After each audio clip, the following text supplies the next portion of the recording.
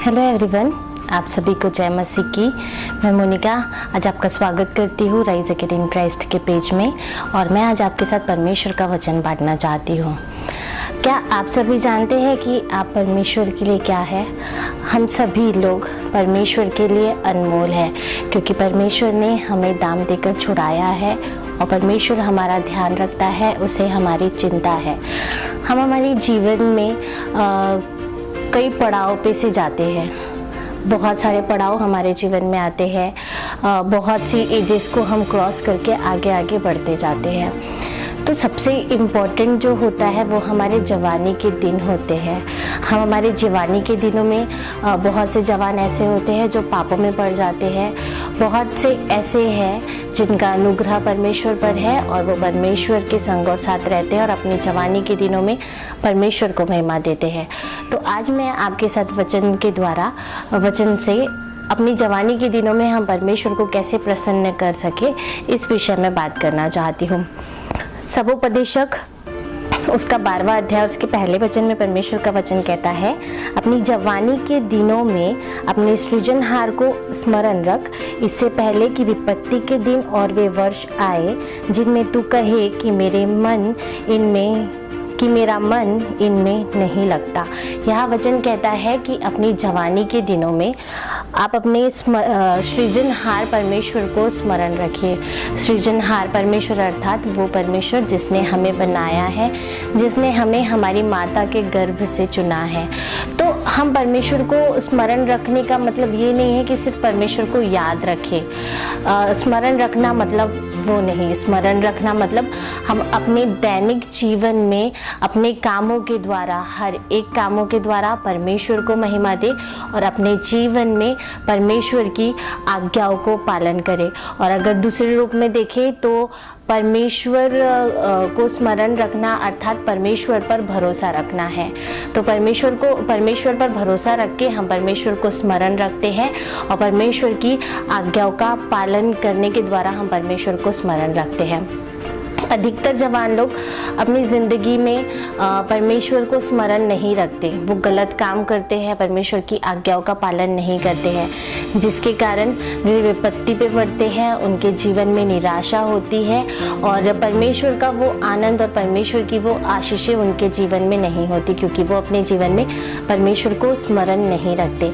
आज मैं आपके साथ बाइबल से कुछ बातों को बताना चाहती हूँ कि हमें परमेश्वर को स्मरण रखने के लिए क्या क्या चीज़ों को करनी है। पहली बात कि अगर हमें परमेश्वर को स्मरण रखना है तो हमें पूरे मन से, संपूर्ण मन से यहोवा पर भरोसा रखना है। नीति वचन 3:5 में परमेश्वर का वचन कहता है, नीति वचन 3:5 और 6वें वचन में परमेश्वर का वचन कहता है, तू अपनी समझ का सहारा न लेना वरन संपूर्ण मन से यहोवा पर भरोसा रखना, उसी को स्मरण करके सब काम करना तब वह तेरे लिए सीधा मार्ग निकालेगा। यहाँ पे वचन कहता है कि परमेश्वर पर अपने संपूर्ण मन से भरोसा रखना। और 6वें वचन में जब हम देखेंगे तो उसी को स्मरण करके सब काम करना, तब वह तेरे लिए सीधा मार्ग निकालेगा। तो पहली बात, हमें परमेश्वर पर संपूर्ण मन से भरोसा रखना है और हमारे हर एक कामों में परमेश्वर को स्मरण रखना है, तब परमेश्वर हमारे लिए सीधा मार्ग निकालेंगे। हम देख सकते हैं लूका उसके 4थे अध्याय और उसके 3 वचन से लेकर 13 वचन तक यीशु की परीक्षा के बारे में। बपतिस्मा लेने के बाद यीशु मसीह जब पहाड़ पर गए तो शैतान ने यीशु मसीह की परीक्षा ली, पर उस परीक्षा के समय में यीशु मसीह शैतान की बातों पर नहीं आए। उन्होंने अपनी समझ से चीज़ों को नहीं किया।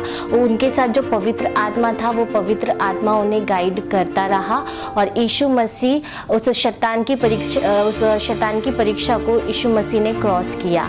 तो ये चीज़ें इसीलिए हुई क्योंकि यीशु मसीह ने अपनी समझ का सहारा नहीं लिया और उन्होंने अपने यहोवा को परमेश्वर को स्मरण रखा सब कामों के लिए।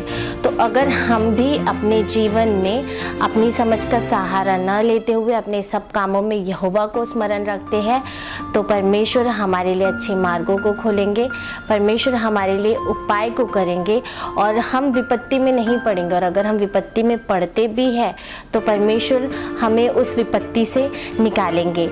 हम दूसरी बात ये भी देख सकते हैं कि अभी करंट सिचुएशन ऐसी है कि इस पूरी पृथ्वी में लोग सिर्फ लालच में हैं, उनके अंदर जलन है, उनके अंदर ईर्ष्या है।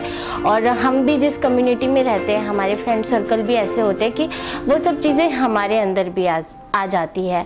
तो इस सिचुएशन में हमें ये सब चीज़ें अपने जीवन में नहीं लाना है, क्योंकि हम विश्वासी हैं, हम धर्मी जन हैं और हम परमेश्वर को जानते हैं। और अगर ईर्ष्या, लालच, जलन हमारे जीवन में है तो हम वो सब चीज़ों के कारण परमेश्वर की उपस्थिति से दूर होते जाएंगे। और अगर हम परमेश्वर की उपस्थिति से दूर होते हैं तो वो हमारे आत्मिक जीवन के लिए अच्छा नहीं है। तो इसीलिए उस समय यीशु मसीह को स्मरण रखिए, क्योंकि यीशु मसीह जितने वर्ष तक इस पृथ्वी पर थे, उन्होंने सिर्फ अपने हर एक कामों के द्वारा, हर एक बातों के द्वारा सिर्फ अपने परमेश्वर को महिमा दी और वो परमेश्वर को स्मरण रख के कामों को करते थे। तो आप भी जब आपके मनों में ऐसी चीज़ें आती है, बुराइयाँ आती है, तो उस समय में यीशु मसीह को स्मरण रखें कि यीशु मसीह इस पृथ्वी पर रहते हुए कैसे थे, यीशु मसीह ने कैसे कामों को किया। और अगर आप ऐसा करेंगे तो विश्वास रखिए कि आपके सब काम सफल होंगे, क्योंकि तब आप पापों में नहीं पड़ेंगे। दूसरी बात है कि आप अच्छी संगति को चुनिए, अच्छी संगति में रहिए। हम देख सकते हैं नीति वचन उसके 13 अध्याय और उसके 20वें वचन में कि बुद्धिमान की संगति कर, तब तू भी बुद्धिमान हो जाएगा, परंतु मूर्खों का साथी नष्ट हो जाएगा। तो हम जिस संगति में रहते हैं उस संगति को सोच समझ कर चुनिए कि आप किस संगति में रहते हैं, क्योंकि परमेश्वर का वचन कहता है कि तू बुद्धिमान की संगति कर तो तू भी बुद्धिमान हो जाएगा। अगर हम ऐसी संगति में हैं, हमारे ऐसा फ्रेंड सर्कल है जो बुराइयों से भरा है, जो बुरे वैष्णव से भरा है, तो आप भी वैसे हो जाएंगे।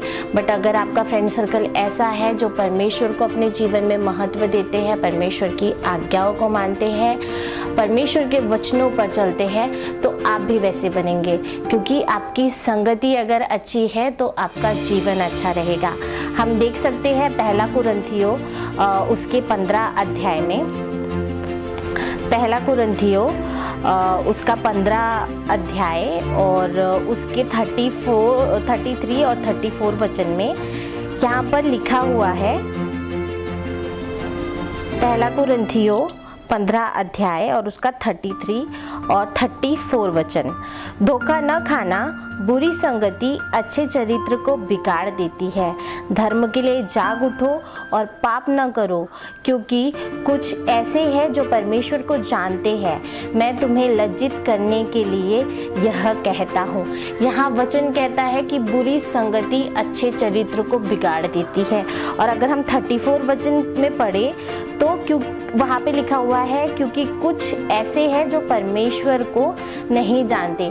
तो जो ऐसे लोग हैं जो परमेश्वर को नहीं जानते, अगर आप उनकी संगति में हो तो आप बिगड़ोगे, क्योंकि वो अच्छी चीज़ों को नहीं जानते, वो पवित्रता को नहीं जानते हैं, वो पापों में रहते हैं। इसीलिए आप बुद्धिमान की संगति कीजिए ताकि आप बुद्धिमान हो, और ऐसी संगति चुनिए जो अच्छी हो, क्योंकि वचन कहता है बुरी संगति अच्छे चरित्र को बिगाड़ देती है।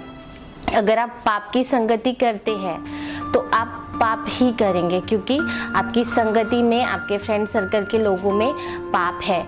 अगर आप एक दारू पीने वाले इंसान की संगति करते हैं तो आपके अंदर भी वो चीज़ आएगी, क्योंकि आपकी संगति वैसी है। तो इसीलिए अच्छी संगति को चुनिए। अच्छी संगति आपके जीवन में अच्छाई को लेकर आएगी। बुद्धिमान की संगति कीजिए तो आप भी बुद्धिमान बनेंगे। तीसरी बात हम ये देख सकते हैं कि हमें अपने जीवन में समझदार बनना है। हम किन चीज़ों को चुन रहे हैं उसके लिए हमें समझदार बनना है। मत्ती 25 उसके 25 अध्याय और 1 से 13 में हम 10 कुंवारियों का दृष्टांत देखते हैं। 10 कुंवारियों में से 5 समझदार कुंवारियाँ थी और 5 मूर्ख कुंवारियाँ थी। मैं ये स्टोरी को आपको थोड़े से शब्दों में बताना चाहूँगी। समझदार कुंवारी, जब ऐलान हुआ कि दूल्हा आ रहा है, तो जो समझदार कुंवारी थी उन्होंने मशाले ली और एक कुप्पी में तेल भी लिया, और जो मूर्ख स्त्रियां थी उन्होंने सिर्फ मशाले ली और वो वहाँ से चल दिए। दूल्हे को आने में समय लगा, तो जिनकी मशाले थी वो सब बुझ गई। फिर जब दूल्हे के आने का समय हुआ तो बुद्धिमान स्त्री जिन्होंने अपने साथ कुप्पी में तेल लिया था, उन्होंने अपनी मशालों में तेल को भरा और वो दूल्हे के साथ चले गई। तो यहाँ हम देख सकते हैं कि समझदार स्त्रियाँ, उन्होंने समझ से काम लिया और उन्होंने अपने साथ कुप्पी में तेल को भी लिया, क्योंकि उन्होंने ये सोचा कि अगर मशालों का तेल ख़त्म हो गया तो हम तेल को भर देंगे। और वही मूर्ख स्त्रियाँ जो थी, उन्होंने सिर्फ मशालों को लिया और वो वहाँ से चल दी। तो वैसे हम हमारे जीवन में समझदार हैं या हम मूर्ख हैं?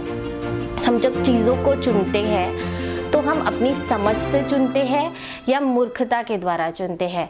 तो हमें ज़रूरत है कि हम समझदार बने और समझदारी के साथ चीज़ों को चुनें। चौथी बात मैं आपके साथ ये शेयर करना चाहती हूँ कि परमेश्वर की आज्ञा का पालन करें और परमेश्वर के वचनों को अपने हृदय में रखें। हम देख सकते हैं नीति वचन उसके 3 अध्याय और उसके 1 से लेके 4 वचन तक। वहाँ पे लिखा हुआ है, हे मेरे पुत्र, मेरी शिक्षा को न भूलना, अपने हृदय में मेरी आज्ञाओं को रखे रहना, क्योंकि ऐसा करने से तेरी आयु बढ़ेगी और तू अधिक कुशल से रहेगा। कृपा और सच्चाई तुझसे अलग न होने पाए, वरन उनको अपने गले का हार बनाना और अपने हृदय रूपी पटिया पर लिखना, तो तू परमेश्वर और मनुष्य दोनों का अनुग्रह पाएगा, तू अधिक बुद्धिमान होगा। यहाँ वचन कहता है कि परमेश्वर की शिक्षाओं को नहीं भूलना, परमेश्वर के वचनों को नहीं भूलना, परमेश्वर की आज्ञाओं को नहीं भूलना। अगर हम ऐसा करते हैं तो 4 वचन में लिखा हुआ है, तो तू परमेश्वर और मनुष्य दोनों का अनुग्रह पाएगा। अगर हम परमेश्वर की आज्ञाओं को अपने हृदय में रखें, परमेश्वर की आज्ञाओं का पालन करें, परमेश्वर के वचनों का पालन करें, तो हम मनुष्य और परमेश्वर दोनों का अनुग्रह अपने जीवन में पाएंगे। 3 वचन में लिखा है, कृपा और सच्चाई तुझसे अलग न होने पाए, वरन उनको अपने गले का हार बनाना और अपने हृदय रूपी पटिया पर लिखना। तो परमेश्वर की सच्चाई और परमेश्वर की कृपा आपके जीवन से अलग नहीं होनी चाहिए, उन्हें अपने हृदय में रखिए। और अगर आप ऐसा करेंगे तो आप बुद्धिमान होंगे और परमेश्वर और मनुष्य दोनों का अनुग्रह आपके ऊपर रहेगा। 5वीं बात मैं आपके साथ शेयर करना चाहती हूँ कि यहोवा का भय माने। अपने जीवन में अपने परमेश्वर का भय माने। नीति वचन उसके 16 अध्याय और उसका 6वां वचन कहता है, 6वें वचन का मैं आखिरी पाठ पढ़ना चाहूंगी। और यहोवा के भय मानने के द्वारा मनुष्य बुराई करने से बच जाते हैं। अगर आप अपने जीवन में यहोवा का भय मानते हैं, परमेश्वर का भय मानते हैं, तो आप बुराई से बचे रहेंगे, क्योंकि परमेश्वर का भय जब आपके जीवन में रहेगा तो आप ये सोचेंगे कि नहीं, अगर मैं उस काम को करूँगा तो वो गलत है, परमेश्वर हमें वो काम करने को नहीं कहता है। जब आपके अंदर परमेश्वर का भय होगा तो आप वो चीज़ों को नहीं करेंगे। जब हम छोटे बच्चों को देखते हैं, अगर उनके अंदर उनके पेरेंट्स का डर होता है, उनके अंदर अगर माता पिता का भय होता है, वो कुछ भी गलत चीज़ों को नहीं करते, क्योंकि वो उस समय अपने माता पिता का भय मानते हैं कि अगर हम ये गलती करेंगे तो हमें पनिशमेंट मिलेगी। तो वैसे ही अगर हमारे जीवन में हमारे परमेश्वर का भय है तो हमारे जीवन से बुराई दूर रहेंगी और हम बुराई से बचे रहेंगे। और वैसे ही हम पढ़ सकते हैं नीति वचन 1 उसके 7वें वचन में, यहोवा का भय मानना बुद्धि का मूल है, बुद्धि और शिक्षा को मूढ़ ही लोग तुच्छ जानते हैं। तो दूसरी बात, पहले तो अगर हम यहोवा का भय माने तो हम बुराई से बचे रहेंगे, और दूसरी बात, यहोवा का भय मानना बुद्धि का मूल है, मतलब यहोवा का भय बुद्धि का स्रोत है। अगर आप यहोवा का भय मानते हैं तो आप बुद्धिमान बनेंगे, और मूढ़ मूढ़ और तुच्छ लोग ही इस चीज़ को नहीं समझ सकते। इसीलिए परमेश्वर का भय माने। परमेश्वर का भय आपके जीवन में बुद्धि को लेकर आएगा और परमेश्वर का भय मानने से आप बुराई से दूर रहेंगे। तो यहाँ मैंने आपके साथ 5 चीज़ों को शेयर किया कि परमेश्वर को स्मरण रखने के लिए अपनी जवानी के दिनों में परमेश्वर को स्मरण रखने के लिए हमें क्या क्या करना है। पहली बात, संपूर्ण मन से परमेश्वर पर भरोसा रखना है। दूसरी बात, अपने जीवन में अच्छी संगति को चुनिए। तीसरी बात, आप समझदार बनिए, समझदारी के साथ चीज़ों को कीजिए। चौथी बात, परमेश्वर की आज्ञाओं का और परमेश्वर के वचनों का पालन कीजिए। और 5वीं बात, परमेश्वर का भय मानिए। अगर आप ये सभी चीज़ों को करते हैं तो आप अपने जीवन में परमेश्वर को स्मरण रखते हैं। और विश्वास रखिए, परमेश्वर को जब आप अपने जवानी के दिनों में स्मरण रखोगे तो आप आशीषित रहोगे और परमेश्वर आपको बहुत इस्तेमाल करेगा। क्योंकि अगर हम अपने जीवन में परमेश्वर के वचनों को मानते हैं, परमेश्वर की आज्ञाओं को मानते हैं, तो परमेश्वर हमसे प्रसन्न होता है। और जब परमेश्वर हमसे प्रसन्न होता है तो हमारे हर एक रुके काम पूरे हो जाते हैं, हर एक चीज़ें सही होती है और हम जीवन में आशीषित रहते हैं।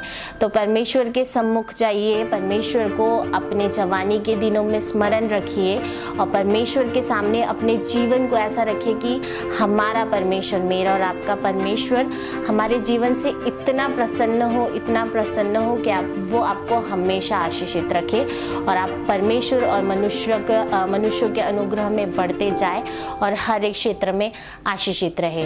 परमेश्वर इस वचन के सुने जाने के द्वारा आप सभी को आशीष दे। God bless you all. Shalom.